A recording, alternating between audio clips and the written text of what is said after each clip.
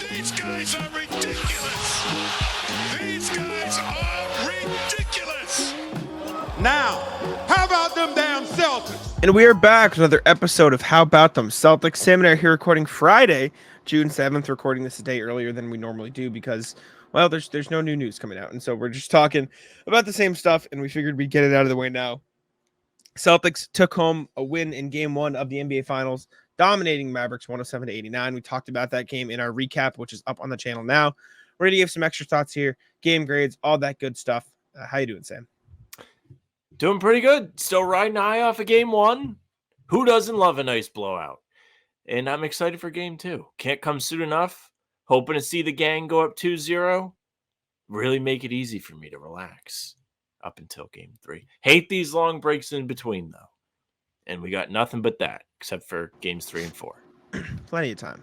Plenty of time to talk. But let's talk Game 1. We'll go into it. We can do some grades. We don't have to spend like a million years on the grades. We can just talk about the game in general. I mean, we've talked about the game a million times, but Celtics are in the win. Dominant fashion. Mavs went on a run of their own late in the second quarter into the third quarter. Also, I don't know if you can hear my AC. Apology if you can't. It's too hot in my room to turn it off. I know you say you can't. You have the music on. I don't trust what you say anymore. I see you shaking your head, but you've told me no every time, and every time I hear it on the recording. So I'm going to apologize to the people anyways. We've been together for 5 years. You can't trust me? No, actively That's hurtful. not. Actively not. But we can start with, let's go down the line. Let's look to people who played actual rotation minutes, hand out some grades here. And let's just start with, I'm waiting to see who played the fewest minutes because the box would take a million years to load. Peyton Pritchard, yes. 0 of 7 from the field, 0 of 5 from 3 for Peyton Pritchard. What a place to start. No points, 2 rebounds, 2 assists, 15 minutes, 30 seconds for Peyton. Not the best finals, not debut, but not the best debut in the finals this year, I should say, for Peyton. But he still wasn't awful. He's still a positive in the plus minus, which is impressive, I guess. But played good defense. Just he couldn't hit shit. Yeah, when we started with Peyton Pritchard, all I could think of is the Family Guy where Peter has a stroke and Lois is like asking him how he's doing, and he's like, I've had better days. Peyton Pritchard has had better days. And we've seen that he can perform in high pressure situations in the playoffs. So I don't think you should be sitting here sweating because Peyton Pritchard was 0 of 7. For what it's worth, it felt like all of his shots were good. He wasn't somebody who was out there making his presence known in the worst of ways. He was taking open looks. He wasn't forcing. He did have a pair of assists, got an offensive rebound, and overall was fine. He was probably a little bit below average just because of the shooting, but did you really feel it on defense? Did you really feel like he was getting taken advantage of despite the way Dallas plays, hunting mismatches? I can't remember a billion times where Pritchard was exploited. It didn't feel that way. So if you're going to ask me, I'll give him a D+. Not an F. Definitely wasn't detrimental to the team, but he certainly didn't deliver, didn't give exactly what you would expect from Peyton Pritchard. And going forward, I hope we see him find the bottom of the net. I would say a D. Just couldn't hit shots, but he did everything else fine. And he wasn't out there like actively shooting the Celtics out of the game. I thought he was good. I thought he held up on defense. It wasn't his night. And I guess that's really it. Sam Hauser, on the other hand, 8 points, 4 rebounds, 1 assist, 3 of 4 from the field, 2 of 2 from 3, including a super cool no dip 3 that has been making the rounds all over Twitter. Everybody loves it. Finally back, made some threes. 7 of the Celtics became the first team in NBA history to have 7+ guys make 2 threes in the finals, or some convoluted stat like that. The point is, everyone made multiple threes in this game, Hauser included. He looked good. Finally, it's about time. Yeah, he must have went back and watched a billion highlights because at Media Day, he told all you guys, specifically, I think it was Jake Fisher, when he's not playing well, the cure is, oh yeah, I'm going to go on YouTube and just watch when I was on an absolute heater. And he didn't sweat. He didn't go and change all his workout routines and try something new.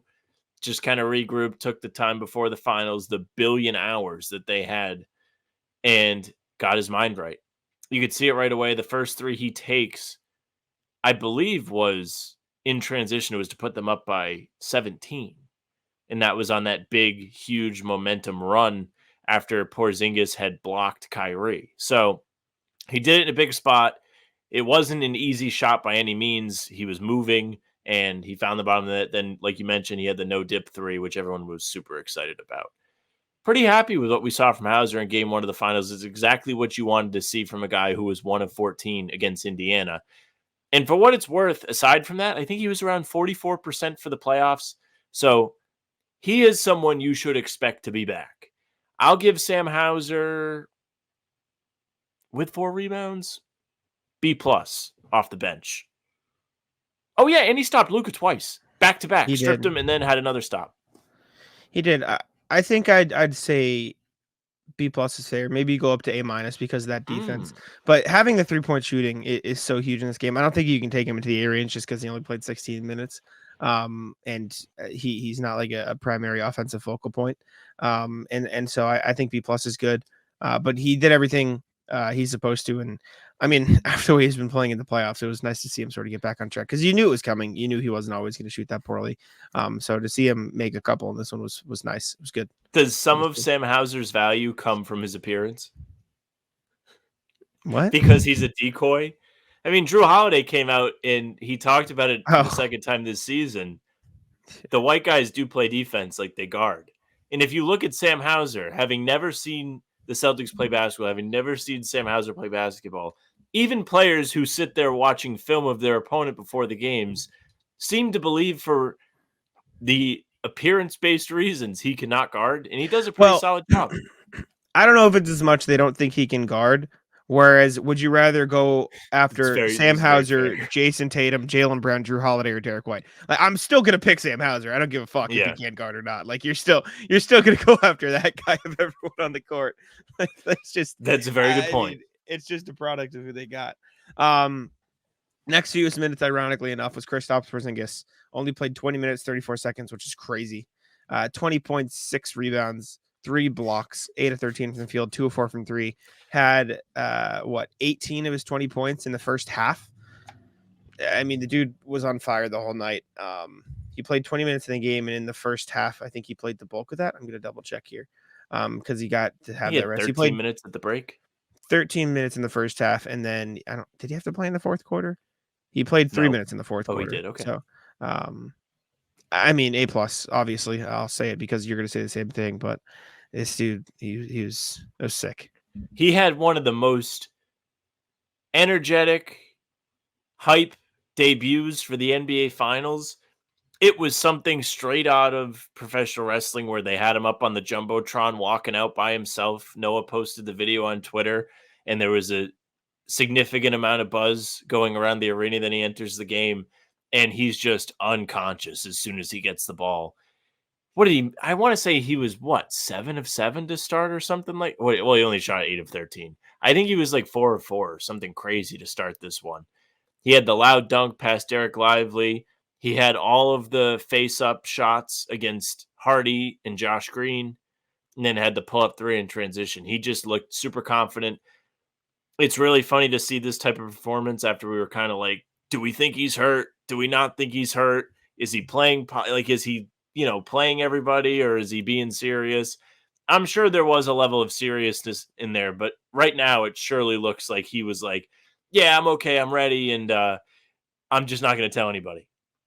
For what it's worth, I don't know how much weight we put into what Bill Simmons says he heard from people, but he says he heard.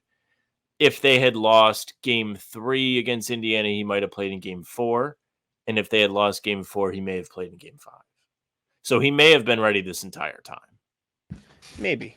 And Bill was at the game yesterday with his dad, so I say like I'm maybe. Friends, but he's back now, and he's back in a big way. I mean, if Kristaps is playing like this, I forgot how impactful he is, and not only from the perspective so of did everyone. I know, not even from the perspective of like his own shot making and play, but like him just being there changes the way the Celtics play on both ends of the court. Like the rim protection is unbelievable. The way he spaces the floor opens up space for everybody else, except for maybe Jason Tatum, who gets seven bodies thrown at him every time anyways. Yeah, KP rocked. A plus, obviously. It's the most obvious grade of the night. Final Next point to on KP. Sorry. Yep. No, you're good. What do you think of where he was taking those turnarounds from?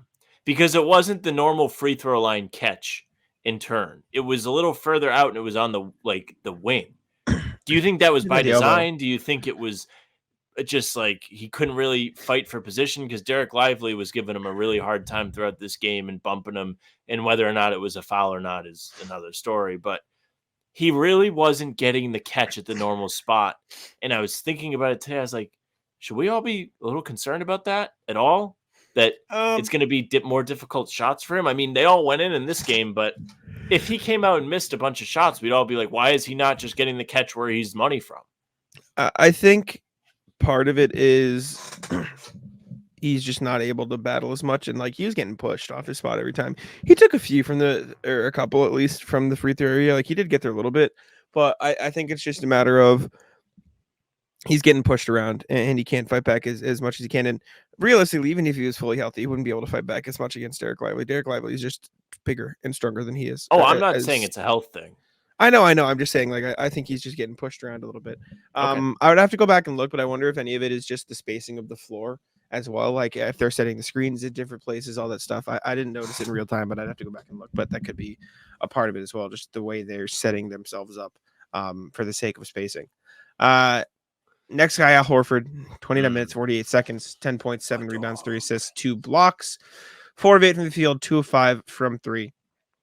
This was a game, at least in my opinion, I didn't really notice Al Horford, except when he was doing the good things. Like, and that's a good thing. Like, it wasn't like, oh, the old Luke Cornett. Yeah. But he did everything. I mean, he made a couple threes. He posted up. He made a couple buckets inside a couple times. He grabbed a bunch of rebounds, including a couple big offensive ones, had a couple blocks. Like, he was just all over the place, had 3 assists as well. Like, he did everything for the Celtics, as he always does, and played nearly 30 minutes, but not 30 minutes. And I think that's a good spot for him to be at.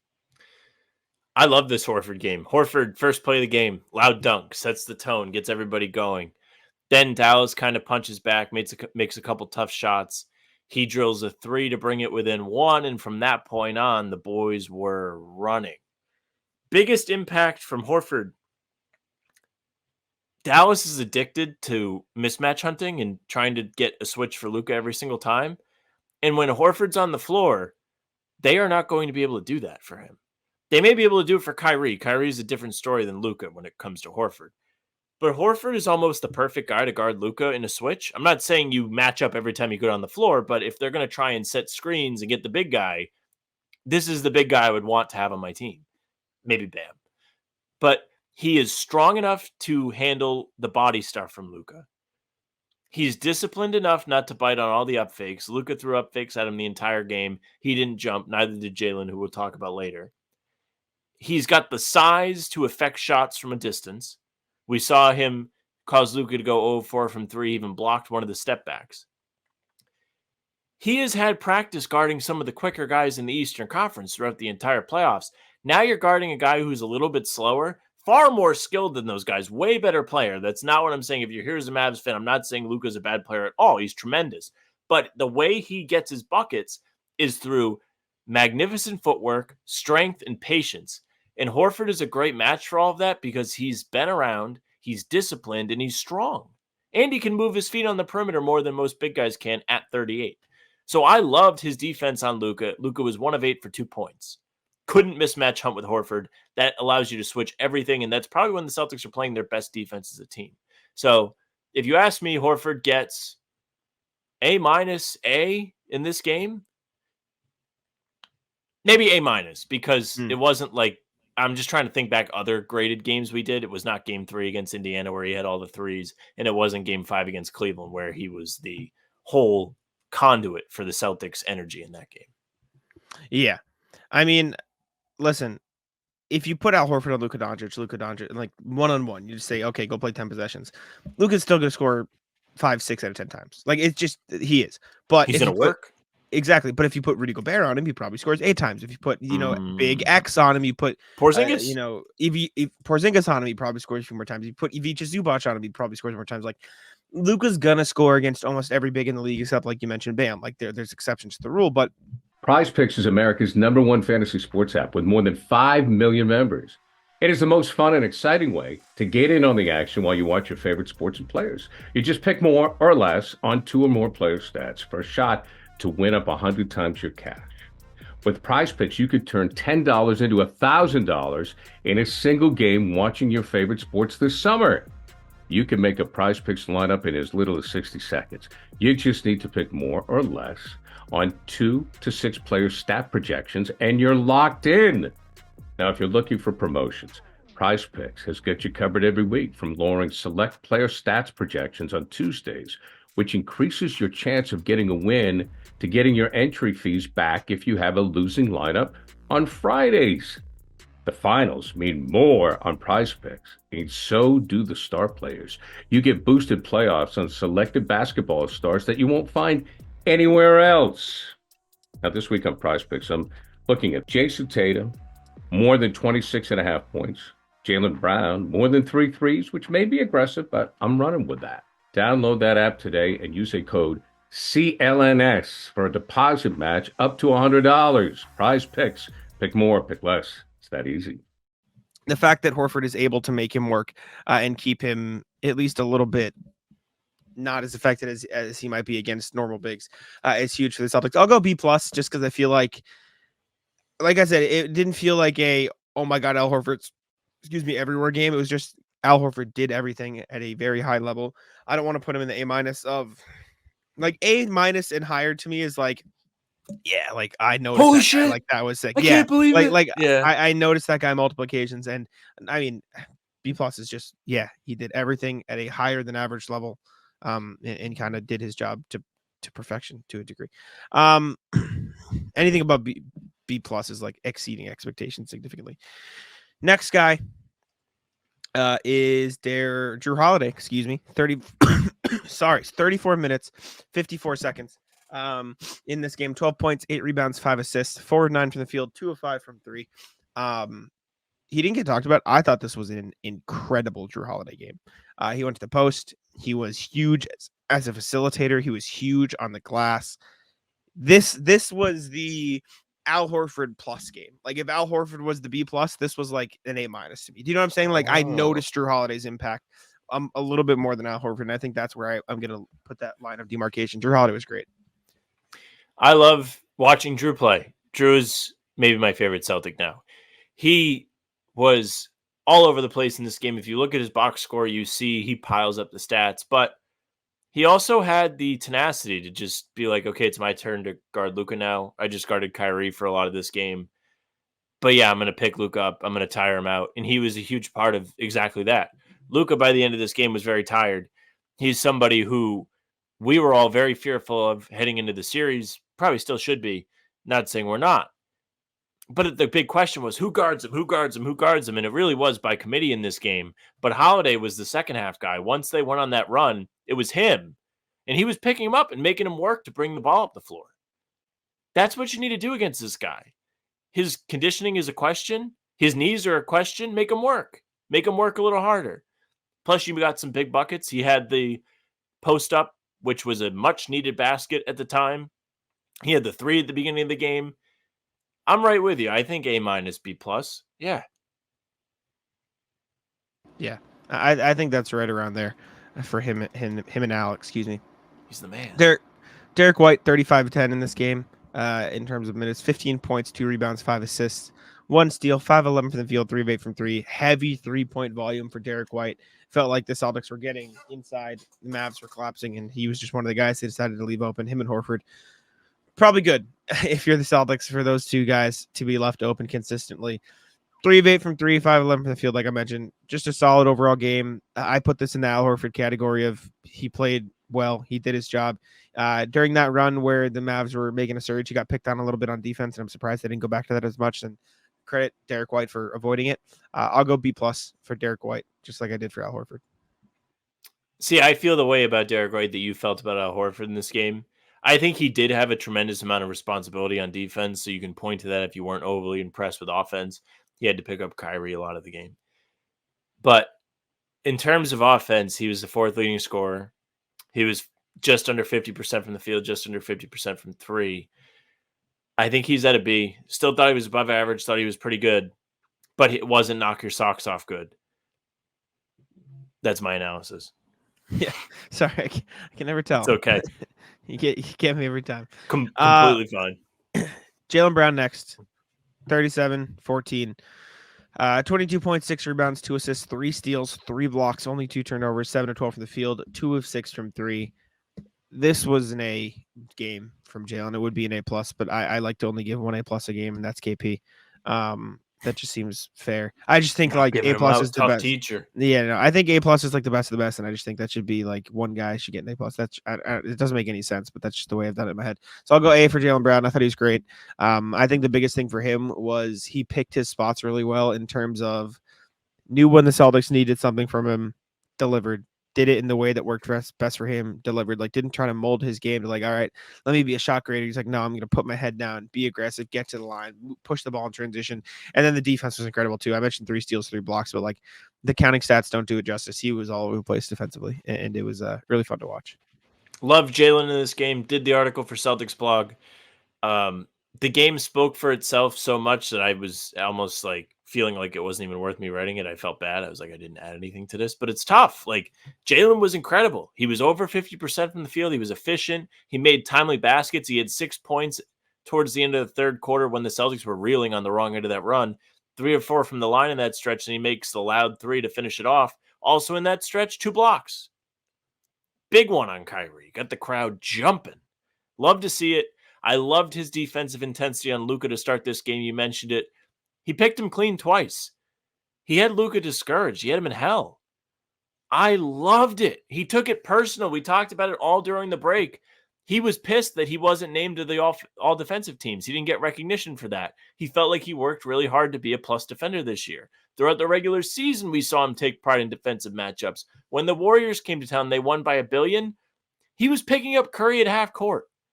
In the game where they beat the brakes off Dallas, he was the primary defender on Luka. I wrote about it. I don't remember what the exact numbers were, but they weren't very good when he was matched up against Jaylen. Jaylen took it personal. He takes pride in these superstar matchups, and he realized all the eyes were on him yesterday. It's the NBA Finals. Everybody's watching, even though they said the ratings are down. But he took pride in it. Big W from Jaylen. I'll give him an A+. I just liked the way he brought it. He brought the energy in game one at times when they really needed it. Yeah, he was huge. I mean, he's the leading scorer for a reason, even though it was only 22 points, but he gave them what they needed at all times, and that was huge. Last one for the Celtics, Jason Tatum, 42-09. He had 16 points, 11 rebounds, 5 assists, 6 turnovers, not great. Shot 6 of 16, but 3 of 7 from 3. A lot of people are going to be talking about the bad shooting. He hasn't shot the ball well all playoffs, frankly. Or scored the ball well, I should say. He shot the ball okay in game one. But I thought Tatum did what he needed to do at most times. There were some foolish plays. I think it was a few bad shots here and there in terms of mid-ranges that he forced up. I think the turnovers were rough at times, but he was seeing a ton of pressure. He almost always made the right play. I'd probably go B- for Jason Tatum. Maybe C+, but B-. Yeah, I think you have it about right. I thought Tatum was impactful in this game, but it didn't come without a price. The 6 turnovers are the thing that really brings the grade down to me. I hate seeing an inefficient Tatum game as much as the next guy, but I didn't feel the inefficiency in this game, which is the most important thing. Did he make a couple big baskets in the fourth quarter when they were trying to ice the game? I know he made at least one, but he really didn't settle much in this game. Thought he took 2 bad shots to finish off the first half.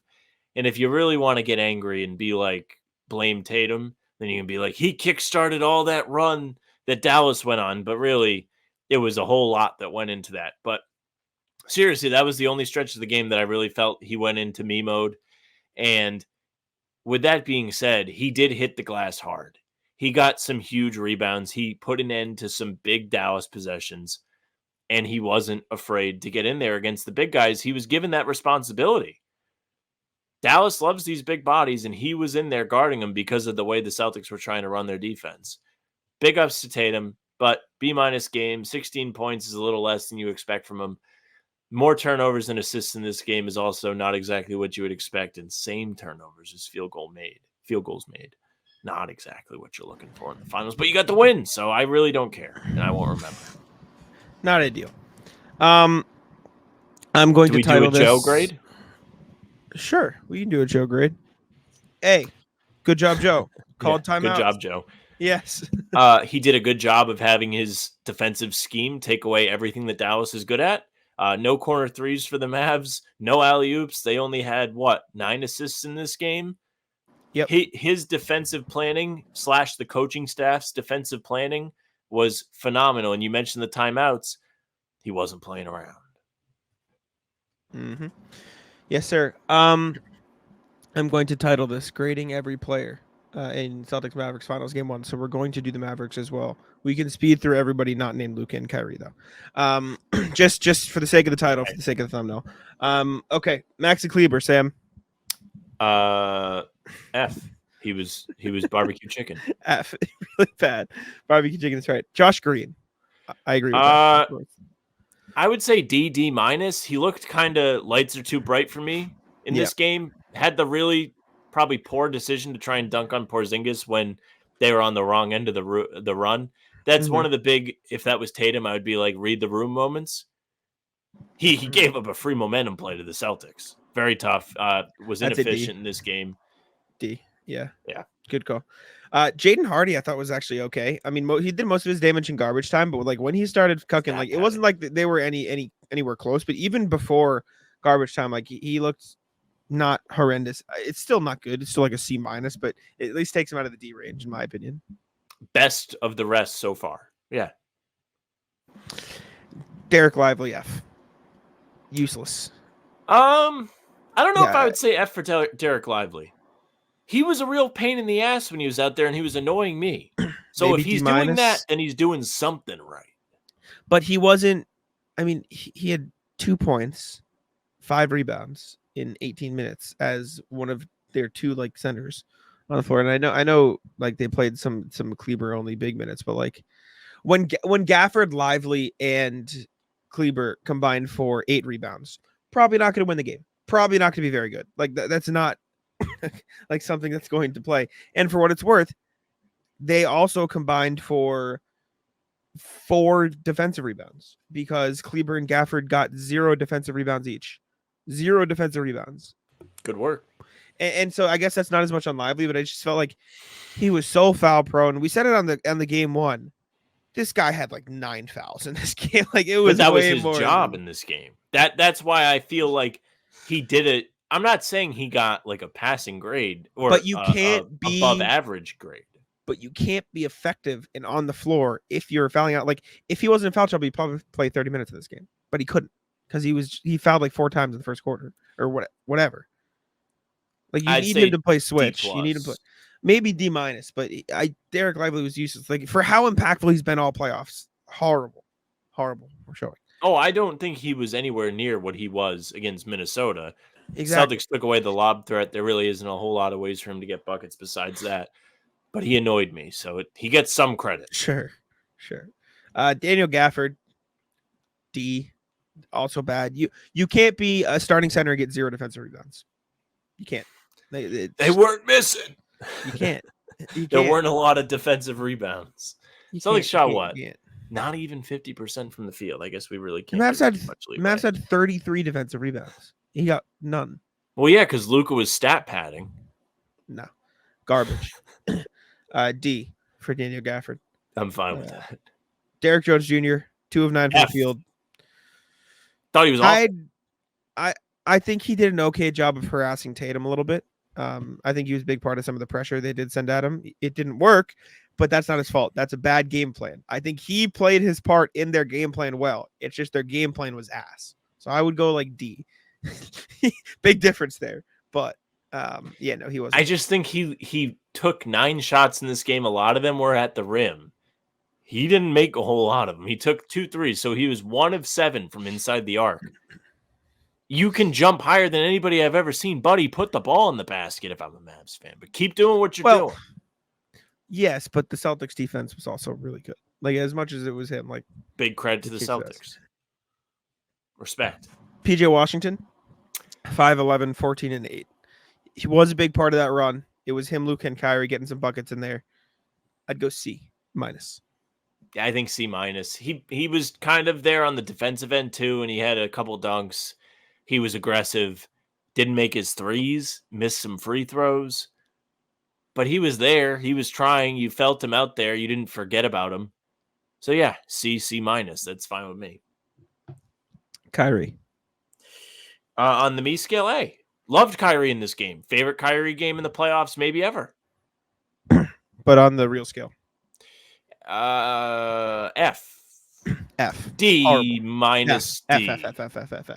I thought he Horrible. put in a good harassing effort on the defensive end. He knocked a few passes away. He got some deflections, but he missed literally every single big shot that he got. I'm gonna say a you thing. It is this is a Sam Hauser was good on defense game for Kyrie Irving. Good for you, That's buddy. true. Make your You fucking didn't do the shots. thing. Yeah, Exactly. he looked lost. Um, He threw the ball away to absolutely nobody. He was trying to dribble past Al Horford and fell down. He dribbled it off his foot. Again, he missed all the threes. He missed all the big shots. Like, there were several momentum shots that he did not find the bottom of the net on. If I'm a Mavs fan in this game, F. I'm pissed at Kyrie. F. Awful. And he will be better. Absolutely will be better. You have to expect it. But this game 1, F. Not What good. if he's not? That Would be rock. sick. Wouldn't complain. That would be awesome. Luka Doncic, 12 of 26, 4 of 12, 30 points, 10 rebounds, and 1 assist. I think you could get 4 me turnovers. to 4 turnovers. You could get me to a B minus. I'm going to say C plus. Yeah, C I think plus. B minus. He fueled their run. plus. He made some tough shots. The 1 assist really isn't his fault. Some guys, PJ Washington, missed How many wide potential open assists did looks. he have? I don't know. That's a good question. But overall, he got like mopey at times in this game too. Like when things weren't going his way, what? head down, B didn't minus. get back. B minus because he was a genuinely really good defender in this game. Like he was playing really, really, really, really good defense for long stretches of this game. He against tried his everybody. best. He was playing really well. So yeah, I think B minus. I'll get there with him. Jason Kidd. Halftime speech saying to go out there and have fun. A. F for fired. F. F. C for Chinese. Horrible. How are you going to come into this series with that game plan? That's unbelievable. And I think Jason Kidd is a genuinely really good coach. This was terrible. Nobody's dying, Jack. Nobody's My favorite dying. Jason Kidd quote. Nobody's dying. Game Time makes getting NBA Finals tickets even faster and easier. Prices on the Game Time app actually go down the closer it gets to the tip-off. Like right now, I was looking on the app, and it's really easy to use. Just download the app. Lots of pictures for us sports fans. Lots of pictures. And, you know, the tickets for Celtics Game 1 and whoever they play, between $600-$700. But the closer you get to actual tip time, it's going to go down. So you and your friends may do a last-minute thing. And I know it's a lot of money, but maybe it's 2-3 of your friends. Last-minute trip, boom, let's go. Let's see what the tickets are on Game Time. You never know. With killer last-minute deals, all-in prices, views from your seat, and their lowest price guarantee, Game Time takes the guesswork out of buying NBA tickets. Last-minute tickets, flash deals, zone deals. Okay, here's the deal. Last-minute deals save up to 60% off buying last-minute for sports, concerts, comedy, theater, etc. Now, the flash deal is save even more with exclusive in-app deals on select seats ahead of the game or the event. Save even more when you choose a section for the zone deals. You choose a section, let Game Time choose the seats. Sounds pretty good to me. Take the guesswork out of buying NBA Finals tickets with Game Time. Download the Game Time app, create an account, use code CLNS for $20 off your first purchase. Terms apply. Again, create an account and redeem code CLNS for $20 off your first purchase.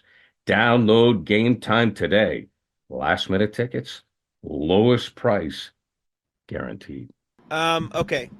We don't have to spend too long on this, but looking ahead to game 2, Sam. What are Game you 2 looking today? forward to? Today, true. What are you Tonight? looking forward to most? 8 p.m. Hmm. Few things. 8:30. 8. Don't think so. I think game 3 is 8. Hmm? Let me look. VAR? 8:30. No, 8. Wait, what? 8. Mm. Wow. I was You know, who fed told me false that? information. Mike Breen told me that. Fed false information. Yeah, I didn't have the luxury of listening to Mike Green. What am I looking for in game 2? I think the Celtics are going to have to deal with everybody not named Luka not playing like they have melted brain. I think you're actually going to see some of these other guys on the Mavs play a good game, and you're going to have to respond to that. Kyrie's the guy I'm really looking at. I know we just talked about him. I know I was like, what if he never steps up and plays well? It feels like you are going to get a good Kyrie game in this series. The Celtics are really well equipped to defend him, and there were series, aka OKC, the team most similar to the Celtics that they played, where he wasn't really that much better than the rest. Like, he was the third leading scorer, I think, behind PJ Washington. Like, they were about the same in terms of usage and shots taken. So there's a very fair chance that he steps up, but there's also a chance that this is just what we're going to see. But the efficiency should probably be a little better. He missed a couple, especially the threes. He missed a couple of those that he's going to usually knock down. Luka, probably going to get a scorcher of a Luka game. Feels like he's going to be pissed off here. He's going to be in the road environment after getting embarrassed in game 1. He was mopey, turned the ball over a bunch of times. He was clearly put off by the Celtics pressuring him. He's probably going to have a chip on his shoulder coming into this one. If you're the Celtics, keep doing what you're doing. Keep wearing him down. Make him play defense. Make him work for all those points because he's going to try and get them. Listen, I hope I'm wrong for the sake of pride for Jason Kidd. But if he comes into this game with the same defensive game plan, I'm going to be unbelievably baffled. There's no way you can come into game 2 after what you just saw and say, guys, do it again. Nobody's dying. Run it back.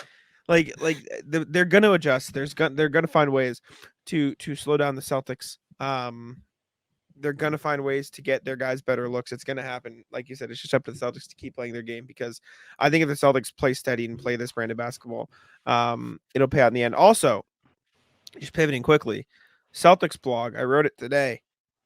Remember earlier this season when Joe Mazzulla said, I hope we blow more leads. I was This there. is why. We were both there. This is why. This is why he said it. Genuinely. Good for you. Good callback. This is why he said it. Like that mentality, that avoidance of entitlement won them game 1 of the NBA Finals. Like plain as day.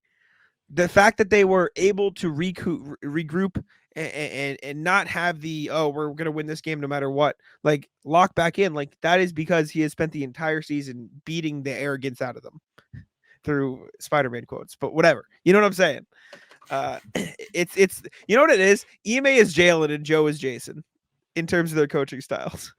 Ime just screams at them their leadership styles. Think about it. Oh, yeah. I mean, I've said to you, I've said to my dad, I really think Joe is the proper coach for this team. Correct. The personnel on this team, these guys all are here to win. They don't care about personal stuff. They don't really care about where they rank within the team. Porzingis clearly is a prime example coming off the bench in his first ever NBA Finals game, and he did not give a fuck. He was smiling the whole time. Ime was great for the maybe need a kick in the ass version of the Celtics, but this version of the Celtics doesn't need that. They need Joe.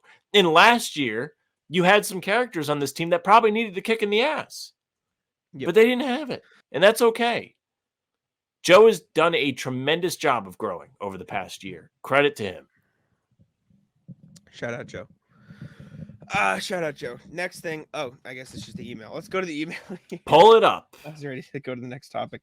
A reminder, as always, if you guys would like to get in contact with us, you can email us at hbtcpod@gmail.com. As my Gmail slowly loads on my other screen here. How you guys doing today, chat, as this loads? You know, I'm like doing a stand-up. Tell us how you're doing. You nervous for game 2? You disappointed in their uniform selection? I know I am. Okay, here we go. Finally have it. Okay. Didn't the jerseys look clean in game 1, though, Jack? Didn't it look nice to see the gold finals patch on the back of it? I could not see the patches. You don't go back and watch the highlights? Far away. Nope, I did not. Really? No. First one, RJ. Evening, folks. Here's a fun game. Below are the per game stat lines for 4 different players' playoff runs over the years. Can you tell me the player and the year? Okay, I don't want the answers. 3 of them are Celtics, according to RJ. Is that what he said? Yes. Oh, hint. I see. Player A, for audio listeners. Player A is 25.9 points per game, 9.3 rebounds per game, 8.2 assists per game. Player B is 26 points, 10.4 rebounds, 5.9 assists. Player C is 28.8 points, 9.6 rebounds, 8.8 assists. Player D is 25.6 points, 6.7 rebounds, 6.2 assists. Player E is 25 points, 6.1 rebounds, 2.6 assists. I'll vamp here a little so you don't have the answer jump out of you. And a hint, 3 of them are Celtics. How much can I read before going in? We've seen a lot of smoke coming to the finals about who's the face of the league.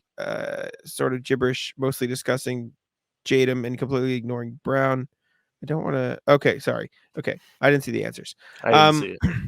Over the years, I mean, this is just so no context. Like I'm Player B, I think, is Tatum this year. Yes, I would agree. Yes. Okay. I feel like one of these guys is Luka. No, he's averaging 30 plus in the playoffs for sure. I think has to be. All right. One's got to be LeBron. I also think I think A may be. I think A is LeBron. Yeah. Ooh. Is one Jokic last year? One of them might be, but I think Jokic was in the 30s. He was going crazy. For the whole playoffs, though? Just in the finals? I don't know. When I was doing the Nuggets fan-sided site, I used those stats a lot. I don't know off the top of my head anymore. My gut Jalen is Z. Jalen Z. Okay, Jalen Z. For sure. One of them I bet you D is Larry Bird. Yes. I bet C is Jokic and A is LeBron. Okay. All right. Let's see. Answers. A is Larry Bird. Fuck. Okay. Damn it. A is Bird, 26, 9, and 8 in the 1986 championship run. Player B is JT this year. Yep. Player C is Luka's this year. Fat slob. Okay. Yep. We should have gotten that. Player D is Player D is Tatum from 2022. Wow. Really? That's really Thanks for putting that for context, RJ, because looking at them not knowing side by side is pretty cool. Very cool. And then Jalen, yeah, this year. First off, props to Luka. Dude is having a good year on par with Larry, but so is Jason. The only reason the assists are lower than either Bird or not just the Celtics don't run their offense through him this year. The way the 86 squad of the Mavs go through Larry or Luka, and there's JB running numbers reminiscent of Paul Pierce. My point, just a reminder that Tatum is damn good, and so is JB. Be well, and let's win this thing, RJ. I like these quiz things you sent us, RJ. These are fun. I enjoy these a lot. Thank you. Quick Celtics thought. Yep. And we said it in the game recap of game 1. They are truly at their best when nobody's really taking the most shots. Like, it's all around the same. Because that means the ball's popping around, and it means the defense can't really set into one thing, even though they tried their very best against Tatum. Everybody else got theirs, and they cooked. It was awesome. Celtics are great when they're playing as a team, and it's bringing team ball back, it almost feels like. Agreed. Game 1 was the best game of the playoffs, in my opinion. I think it was their best one. Second email, I should say. With love and respect, is from RJ again. Celtics play great Missoula ball. Evening, folks. Sam, I hope your heart rate leveled out after that third quarter stretch. Jack, how was your first finals game? Did your heart rate level out, Sam? Did, yeah. Good. Never really went that crazy, except for like that the hype sequence when Hauser made the 3. I went up to 75. But besides that, I was just that's a good one. Annoyances. That's a good spike, though. Somebody said 75 beats of pure. What the fuck is the word? It's like erotic, but I don't. Adrenaline? No, arousal. First finals game was good. It sunk like once tip off started and Horford had the dunk, and the crowd started going. Like it sunk in. I was like, holy shit! Like I was like, wow, okay, this is real. What happened with the seat situation?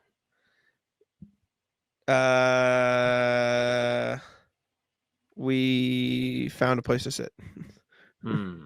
We found a place to sit. Yes. Fun game that is RJ's email again. Sorry, tangent. Fun game that gave everyone a little bit of everything. Kyrie haters got to watch him clank around like JD Davison in stretches. Sam Hauser found his groove. PP didn't, but played solid tandem defense on Luka. JT had his good and bad moments, and Drew D. White now all pitched in while Cookies and Cream carried the day. I knew the C's would win if they held the edge in 3-pointers. I just had no idea what shape the game would take. Celtics go up 2-1 on the Mavs at 58-29, then let them gnaw it down to an 8-point margin, and then that's when the veteran battle-tested Celtics came through in the clutch moment, outscoring the Mavs 14-2 in the final 4:48 of the third to move the lead back up to 20. Joe's been preaching it all year. You never know the path a game will follow, but you got to be ready to play the game in front of you. Celtics did that for the 8th time in a row. I just said this. This is crazy. Missoula ball at its finest. Be well. Let's win this thing, RJ. How many Great times point by this RJ. year? How many times this postseason have one of us said something and then the email said it 5 minutes later? It means we know ball and people listen to what we have to say. Really, I love it. RJ is absolutely an avid knower of ball. He's there no matter what. I love the highlighting of them winning the clutch moment of when the game got to 8. Again, Jalen came out on the podium and was like, "That's when the game started for us." So everybody that was coming into the series, and there is still some validity to that, but was like, the Celtics can't win the clutch moments against Dallas. They're just too good. They ripped off a 14-2 run essentially with the game on the line, because if it got much closer than that, it really felt like the sirens were going to go off. That place was feeling like everybody was on eggshells from seeing it on TV. It was very quiet. Everyone looked uncomfortable. It was very quiet again. But yeah, them being able to show up, put a halt to the run, huge in that spot. It's what they've done all season. Yeah, it was really nice to see them respond to that run. That was so impressive. The game was over when they did that, and that was the game. Jalen said it. Last email. Oh, it's just Jamie. Something to try for the streams. You want to do a hoops grid quick in the middle of the pod? Because it won't be the same as next time we Let's rock. stream. All right, we're gonna do hoops grid. We've played this before. We did this for TikToks a while ago. Maybe we do TikToks again this summer, because we have this StreamYard tool now where I don't have to edit it. Yeah, so it'll be a lot easier for me to just rip it. That's right. We just got to get really good. We might be back. But even if I do have to edit out the audio, it's so much easier not to have to, like, you know what I'm saying, put everything. Move the actual, yes. Yeah. Absolutely understand. Cool. Okay. Let's do hoops grid. Audio listeners, apologies for the segment. Oh, what is this? This is not what I thought it was. You have to. Do we have a rules? Yeah, where's the rules? Nope, not hints. Hold on, I think if I refresh. All right, just click Peter people that were Tucker. teammates. Okay, yeah. So you can do Okay, Steph so- and Chris Paul. Steph also played with Clay. Wait. Oh, are we going in order? Wait a second. Then Clay played with what? I'm getting lost. Hold on. Hold up. So we need hold up. Pause. I'm confused. I saw the directions and I saw the directions and I X'd out of them because I thought I knew them. How to play. Here we go. How to play. I've got it. Sorry, chat. We're playing NBA connections, but it's it's different than we're used to, so we're learning on the fly. Okay, so here are the rules. Audio listeners, again, apologies. Watch on YouTube if you'd like to see. The goal is to find and select 4 groups of 4 players who share a connection. I see. Connections can be based on their teams, years played. I've played this before. Physical attributes. I play LE connections, which is just LeBron, but connections. Like New York Times connections. Have you ever played New York Times connections? No. Okay, well, basically like 4 Lakers players, 4 Warriors players, 4 players drafted first overall, 4 players that are 6'10", the most steals, 4 most steals in NBA history. You know what I'm saying? Like, Okay. They have groups. So in this case, it could be. You would have Curry, Paul, Clay. And who, though? Is it more likely that it's. This You would is have tough. LeBron, Magic, Jamal Wilkes. Why? What's Jamal Wilkes? Is he a Laker? He was a Laker. I don't see any other Lakers, though. LeBron, Magic, Jamal Wilkes, and probably somebody else. One of these other people we don't necessarily know who it is. Yeah, true. What is that? Who does Zach LaVine connect with? That's what I like to look at. I'm like, okay, who does this guy? How and who does this guy connect with? This might not be a pod thing because we're gonna sit here in silence and not be very cool. Let's see. Kevin McHale, Magic, threes. Jamal Wilkes, and James Threes? Edwards all played. Threes. Curry, threes. Lillard, threes. Thompson, threes. Manu. Threes? Or maybe LeBron. No, not threes for Manu. It would be Harden, but Harden's not here. Is there an assist thing? with Chris Paul, Magic, and LeBron, but there's no fourth one. Steph? I don't think he'd have assists. Oh, is there no 3-point contest winners? No. Did Levine win a 3-point contest? No way. Do we have Did he? undrafted guys? Let's try that. Let's try Thompson. Let's try these guys. What is that? Oh yeah, most 3-pointers in a game in 20. Okay, cool. We got Okay. one. Levine, Steph, Lillard, and Clay all made the most 3-pointers in a game this season.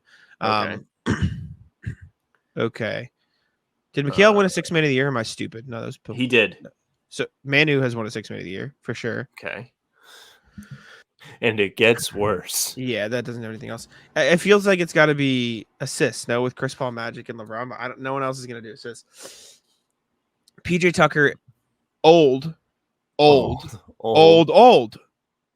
LeBron, Chris Paul, Taj Gibson, PJ Tucker, oldest players in the league right now. Okay. Got to be right. Yeah, oldest active. Come on. Pretty good. We're Pretty here, good. and now we're fine. Now we're Magic, so James Edwards, Jamal Wilkes, and McHale all played around the same time. Isn't that what it is? Like they played in the 80s or whatever? Maybe. No. One away. One So away. three of these guys are together. Probably For audio not James listeners- Edwards, but I don't know the rest of them.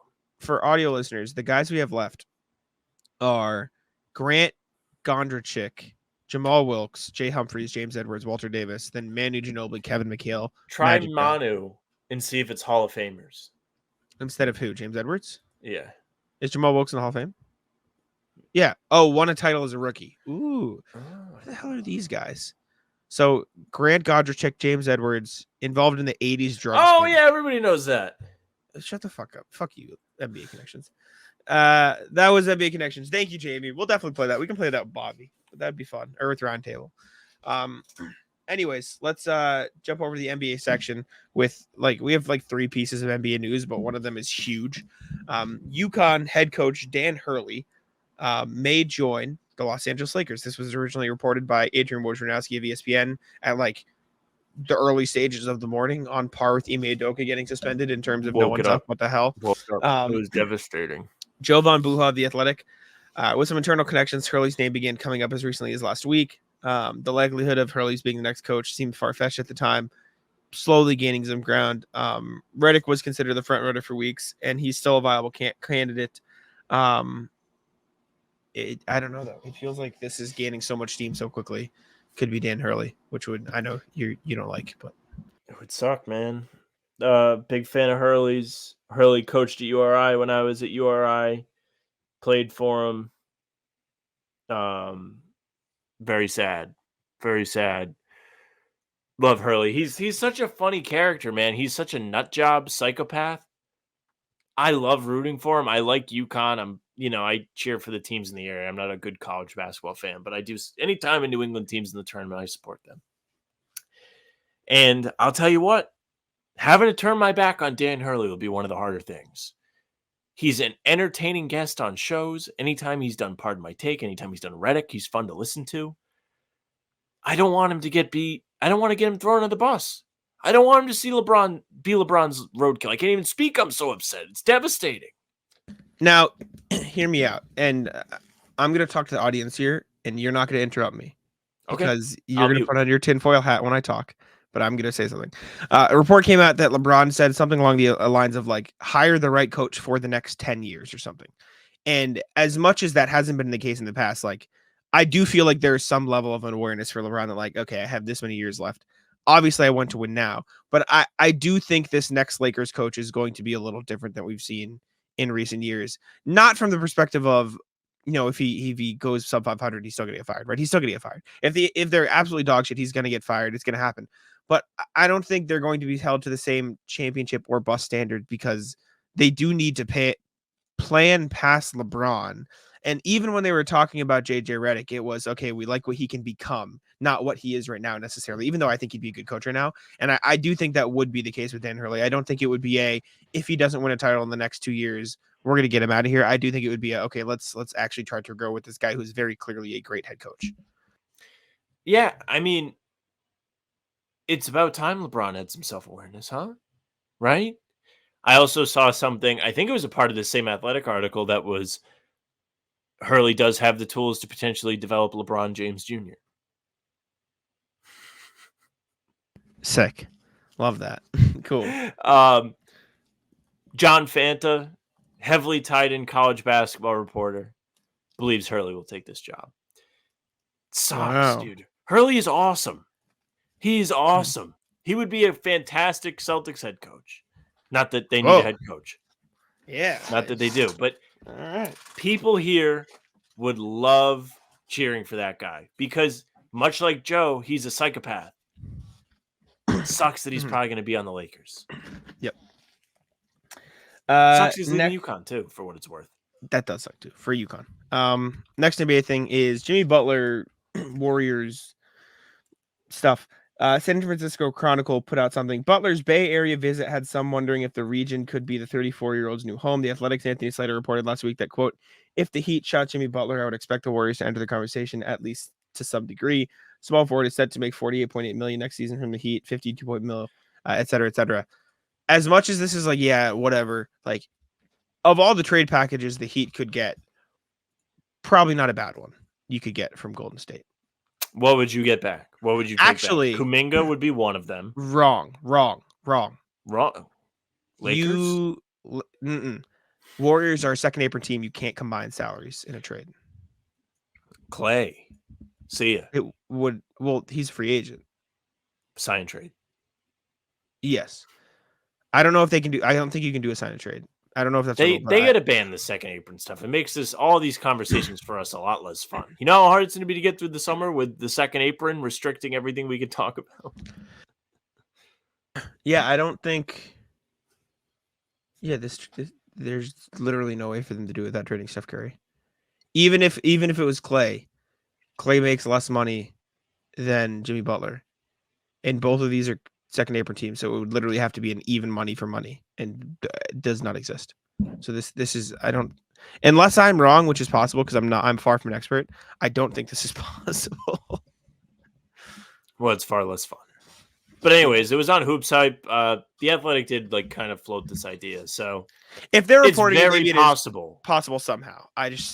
Well, it's also possible that other people are confused about the second apron, and they may not know all the bullshit either. So be careful what you read this summer. If we teach you nothing, take that one thing. Yeah. Yeah, I don't think this is a thing that can happen. Anyways, next thing and the last NBA thing. I don't know what this is, Sam. Can you explain the Chris Paul, Scott Foster, whatever thing? So you'll remember like last month, the Athletic put out this article, the official Bill Spooner called Chris Paul one of the biggest assholes in the league. Chris Paul responded, went on the Pat McAfee show this week, and he had this to say. There's probably a lot more referees that feel like that. That ref, I had to look him up. He was in the league for a long time, and you can probably guess who one of his homeboys is. Alluding to Scott Foster, the GOAT, who has beef with Chris Paul. Yeah. Notable beef. Famous beef. Hilarious beef. Yeah, it is hilarious. Scott Foster will toss him out of the game for absolutely no reason. The playoff record while Scott Foster officiates Chris Paul games is also just something to put in the Louvre.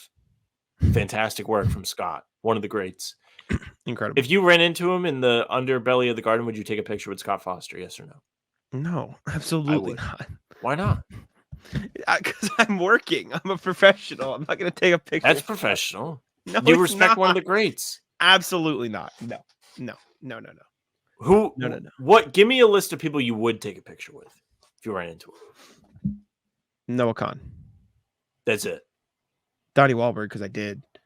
That's because like I knew I had like a connection. Yeah, that's like in terms of like just straight up like just because I'm a fan. Noah Khan. I think that's the end of the list.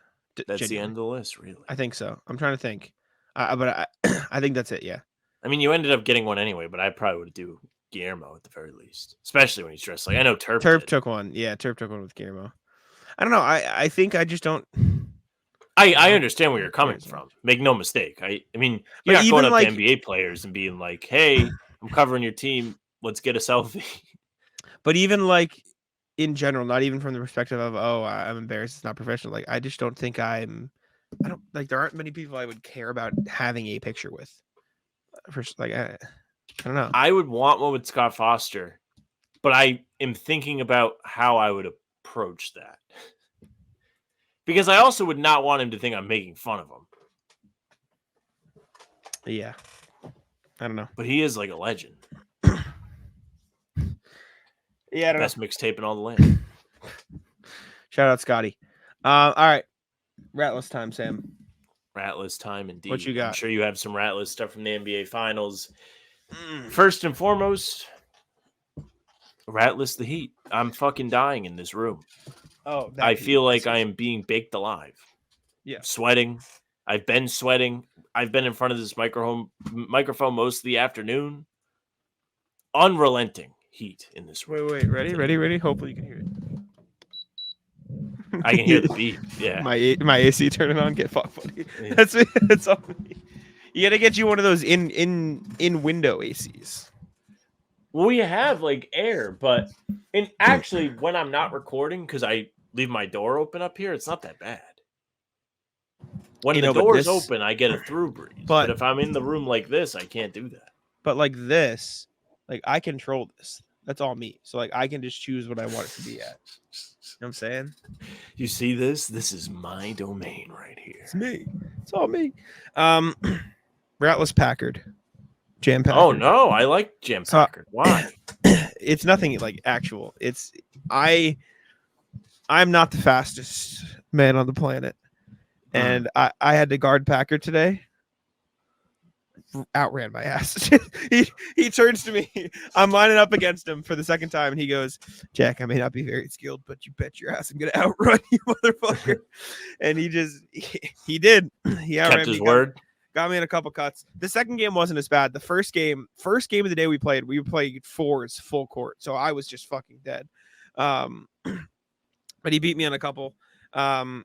He pulls out these shoes out of his bag. And I go, "Oh, those are kind of cool. What are they?" He goes, "LaMelos." He's just playing in fucking LaMelos. You know who loves LaMelos is And Ray. then, well, I go, "Oh, are they comfortable?" He goes, "No, they're fucking terrible, but they were free, so I'm wearing them." Also, Ratless Packard, because he, unbeknownst to me, so I got a haircut the other day, right? And I'm scrolling through Twitter during the press conference. I did see this. And Packard tweets out this cool picture of Jalen in a cool leather jacket. And he tweets this out. Cool guy in a leather jacket. And then you see me. And apparently my barber fucked up my hair. And so there's just a line in my hair. And I respond to him. I go, "Did my barber mess up my haircut? What the hell?" Packard comes up to me and he just goes, "Yeah, he fucked her shit up, bro." And I like my barber too. He's a cool guy. It's just apparently there's a line in the back of my head. You're gonna have to tell him about that. Let's see. I'll show the pod right here. Ready? Oh no. You see it right there? I know what it is because you pointed it out, but if I was like looking around, I would probably not notice. That's fine. I don't care. I don't see the back of my head, so I'm not gonna. Whatever. But it was. Hope he puts a penis in the back of your head next time. Fuck you. I love when I get a nice fuck you out of you. It just makes my day bright. Rat list, sweets, treats, everything in between. At work, we had a food truck event on Thursday.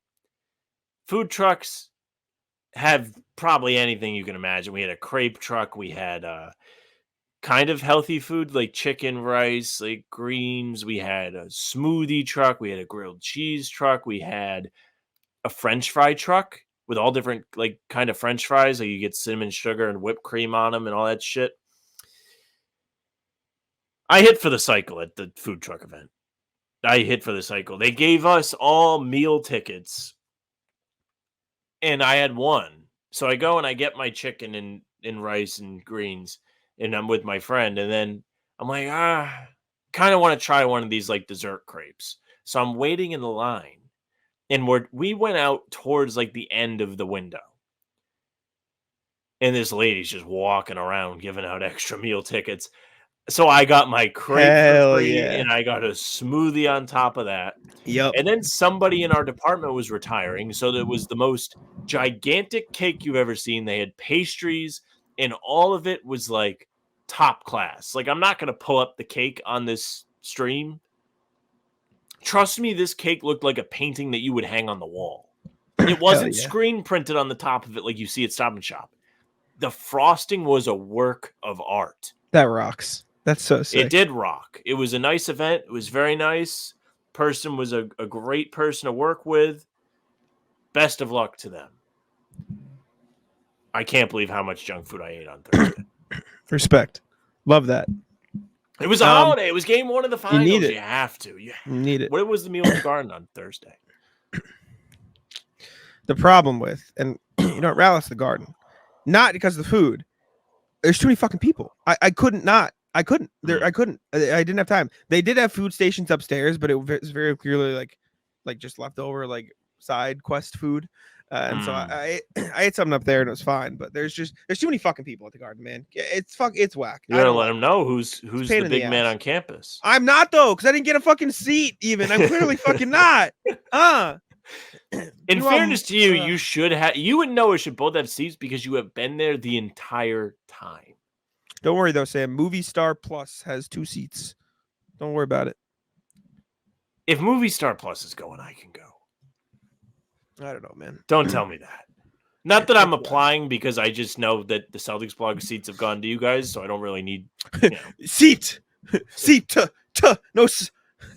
Get it right. You guys should have like a big stream where you rock paper scissors for the seat, and then periodically through the game, like you post a picture of the other person standing. So fucked, man. Anti-rat list. Richie LeMay, CLNS photographer.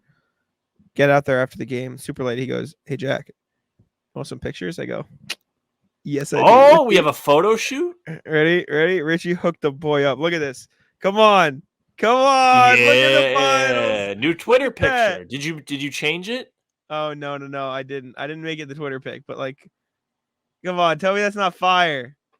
You should have flipped the credential. Come on. No. Oh, there you go. You actually have the finals thing in the background. Yeah. You're not great. allowed to post credentials on social media. Oh. I don't think I've actually like taken my credential and posted it, but I don't know if my picture has. It's more serious to the finals. I see. Sure. But yeah, super high quality. Shout out Richie. He's a goat. Love Richie. I love that.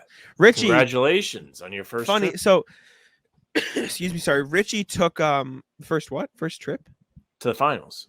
Oh, true. Richie took the photo for the Phil Pressey article I wrote. Like he took the picture of Phil.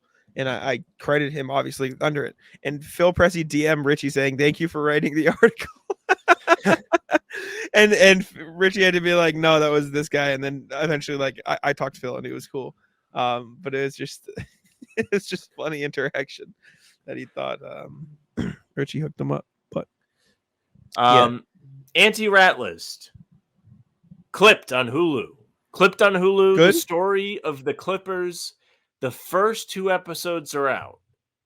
I have very much enjoyed the first 2 episodes. If you're looking for a little way to spend your afternoon here on Sunday before you watch the finals, you're sitting here sweating, you're very worried about game 2, load that up and watch it. I got a kick out of it. It's very funny. It's even funnier because like Doc is one of the main focal points. Like he's a main character on the show. And Doc now, after like all of the history of him coaching and everything, has become like a massive meme. And it's just like, he's always on the quote cards. Like, I wouldn't wish this on anybody. He's essentially become like the metaphor for mediocrity, as much as I love Doc. I mean, this Bucks season was a disaster. The Sixers finish was a disaster. Those actors, though. And the actors don't look like anybody. And it's a little funny. It is a great watch, and it's funny for multiple reasons. Don't they just have a white guy playing Blake Griffin, or am I crazy? Or is he mixed, the actor? I have no idea. Don't know. I can't speak on that. I've seen stuff on I'll get in Twitter. very big trouble. Seen You stuff know on the meme. Twitter. But Yeah. it being Doc as the focal point is just kind of funny. Is Because he like Doc the is just a center? funny character. Is he the main character of the show? No. He's like, it's like 1A, Who's the main 1B. character? The main Who? character is Donald like Sterling? Don Sterling's like mistress girl. Oh, okay. I saw a meme that was the Lakers pivoted to Dan Hurley when they saw this, and it was JJ Redick rapping on the bus. Dude, the rap on the bus is fire. That's my favorite scene. That scene made me laugh so hard because at the end of the scene, Doc takes the mic and raps. Fire. He probably did that in real life too, which is the best. I part. know. I wish I had a tape of that. Incredible. They all got so hyped for Doc when he dropped his bar. Not really ratless, but story. I played ball today with some other media people. Anybody of note? Tim McMahon was Mhm. there. Dave McMenamin was there. Jay King, obviously, and then Jam Packard. Noah went for a couple games, and then just some people who like work for the NBA, like PR or like social team, like just other people like people wouldn't know, but like they're there. There's one guy who his job, I forget his name. I feel really bad. His job is to like be the person wearing the gloves to bring the trophy places. Like that is his job. The handler. He is like, he beat our ass, all of us. He was like by far. He played for Brewster Academy. You know, where like yes. And he didn't like play for Brewster Academy. He averaged like a double for Brewster Academy. Like he was really fucking good. And so he kicked dunked. their ass. He didn't, but he could. Okay. He knocked my glasses off, almost broke them. You got to start wearing your Not very goggles. cool. I still haven't picked them up. Go get your fucking goggles. I know. Every time, they're closed on Sunday, so every time I go before we had a game, I would just like. Tomorrow's Saturday. We're not recording. Go get your fucking goggles. I can't. I practice. I literally haven't had a day. Like I have no time. Like I'm running around everywhere. But yeah, I didn't play great. I shot the ball. I didn't shoot the ball well. I got cooked in the first game, but I was better as the day went on. Dave McMenamin decided to make every fucking shot in the last game against me. It was pissing me off. Made everything. I guarded Tim McMahon okay. I didn't have to. I blocked Jay pretty good at the rim once. It felt good. Career Achievement Award. Yeah. Again, though, did not win a game. Just didn't fucking. I can't win, man. Losing basketball. It's brutal. I have to play one of these times. It was fun though. Today it would was not good. have been the day. We played. Yeah, it was good. We played in like the Suffolk University practice gym because Jay like knew somebody, and so it was pretty cool. It's fun. Probably nice nice. It was a very nice court for sure. But it was like it's like on the street in Boston. It's just in the basement. Like it is. The whole floor is just the practice gym. Like it's That just rocks. kind of weird. It's kind of cool. But yeah, I guess ratless my shot, but it wasn't too bad. It's fun. Good time. I don't have anything else. Do you have anything else? No. I think it started raining out of nowhere twice today. We've arrived in summer. Yeah, we have. Is it dark out yet? Oh wow, it's 8 o'clock. Holy shit. Or 9 o'clock. Jesus Christ. Is it dark out? Yeah, it's 9 o'clock. Sometimes it doesn't get dark that, it is June. This is like the time of year, like it's. What's the latest? I think it goes to like 9 o'clock. I mean, it's 8:54 right now, so. Exactly. June 27th is the latest. Sunset today was 8:17. Last light 8:51. So we're right there. Just missed the last light. Well, now I'll never see anything again. Shit. Anyways, That's a bold move the way your mic's been behaving, buddy. I know I got lucky. Anyways, appreciate y'all for tuning in. Make sure to leave a like, subscribe for all this great content. No GeoGuessr on the pods, but you'll get them on the streams. It's better on the screen. It is. Turn the notification bell on. We appreciate you all. Let Sam take it out. Yeah, thank you very much for listening and watching. Hit the bell and subscribe so you don't miss any of our uploads. They're coming at you every day at 5 a.m., whether it's these pods, Tuesday, Thursday, Sunday, game recaps, the morning after each game. There'll be one tomorrow. And other videos in between to keep you busy. We've got you covered. We also have streams Monday, Wednesday, and Friday for Talking C's. Celtics Roundtable Tuesdays, usually around 6. We're playing around with the time. Don't know what time it's going to be this week, but we will be there for you. We also have pregame a half hour before every single game So make sure you come hang out with Jack and I as we get you ready for tip-off, calm the nerves, tell some jokes, lose some bets. It's just how it goes. You can also, Did we win last night? No. Derek White didn't get a block. Everything else hit. Fuck. Listen, they're never going to get that Rhode Island GeoGuessr money. If we actually do that and we have like a donation pot that like some random person wins. It's like the free parking space in Monopoly. Yes, exactly. You can also find all of our stuff on Spotify and Apple. Not all of it, but the pods and game recaps, the real important stuff will be there for you. So if you hit the follow button, all of that will go right into your feed. You can leave a 5-star review. We would appreciate that very, very much. You can also find our email, hbtcpod@gmail.com. Tell us what you thought of Game 2 as it happens. Tell us what you thought of, I don't know, the rat list. Tell us your rat list. Tell us how you're doing. You can find us on socials at How About Them C's, Twitter, Instagram, TikTok, Facebook's the name of the pod. Streams are there. They're on YouTube. They're on Twitter. Jack's Twitter is Jack's Money NBA. Mine is at Sam LaFrance. It's a friend. Taco, come on. Taco's having some fun here.